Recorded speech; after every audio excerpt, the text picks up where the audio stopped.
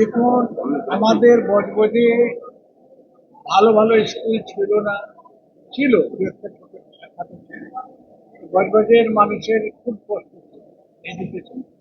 সবাইকে কলকাতা দৌড়ে করে, ম্যাক্সিমাম আমারও বাচ্চারা কলকাতায় পড়ে। আমি দেখেছি, সেই জন্য আমি ভেবেছিলাম কি বজবজে আগে আমি স্কুল নিয়ে আসবো, আমি নিয়ে এলাম। গার্মেন্ট স্কুলটাকে জায়গাটা আমি খুব কম জলের দামে আমি দিয়েছি।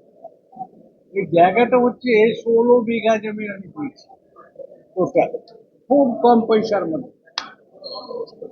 স্যার, আপনার ইউনিভার্সিটি হবে বাইরের তত্ত্বাবধানে হচ্ছে, কোন ইউনিভার্সিটি তত্ত্বাবধানে হবে? আপনি যে ইউনিভার্সিটি করছেন এটাকে, মানে রবীন্দ্র বিশ্বভারতী বা আমাদের কলকাতা, কার কার আন্ডারে আপনারা নতুন করে এটা করছেন? ইউনিভার্সিটিটা ইউজিসির আন্ডারে হবে।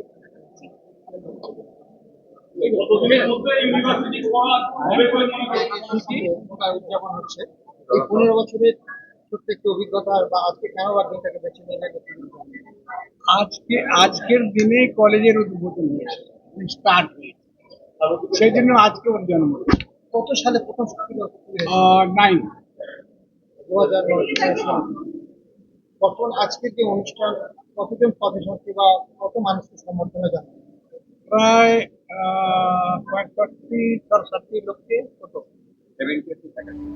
70 হচ্ছে ফ্যাকাল্টি, তারপরে আরো স্টুডেন্ট। তখন আপনার কলেজে কত প্রফেসর আছেন এবং কত ছাত্র? ধরেন কি 3.5 থেকে 4-এর মধ্যে আমাদের ছাত্র আছে।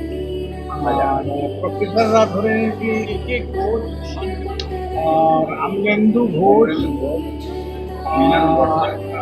মৃণাল মুখার্জি, আর আশিস মুখার্জি, তারপরে আরো কয়েকজন ছিল।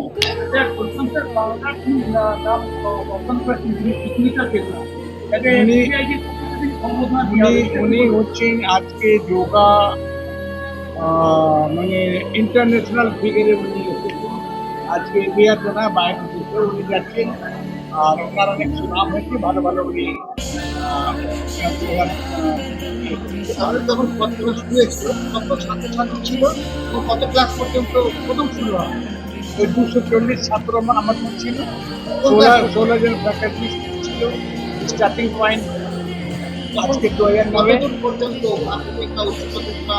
মাধ্যমিক স্কুলে হলো, এটা ইঞ্জিনিয়ারিং কলেজ। আজকের যে প্রোগ্রামটা হলো ইঞ্জিনিয়ারিং কলেজ। স্কুল তো আরো 3 বছর না 5 বছর পরে। আপনি বর্তমানে এই বললাম না, 3.5 থেকে 4,000।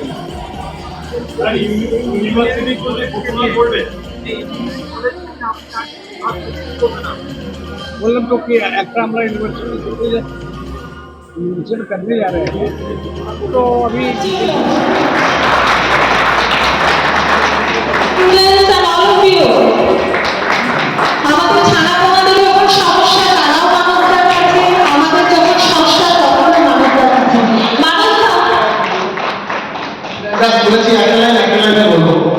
মানুষরা আমাদের অনেক একটা যারা কিছু অর্গানাইজ করতে চাচ্ছে তাদের জন্য তো বটেই। একটাই বলবো বলেছি, একটাই বলেছি, ভরসা।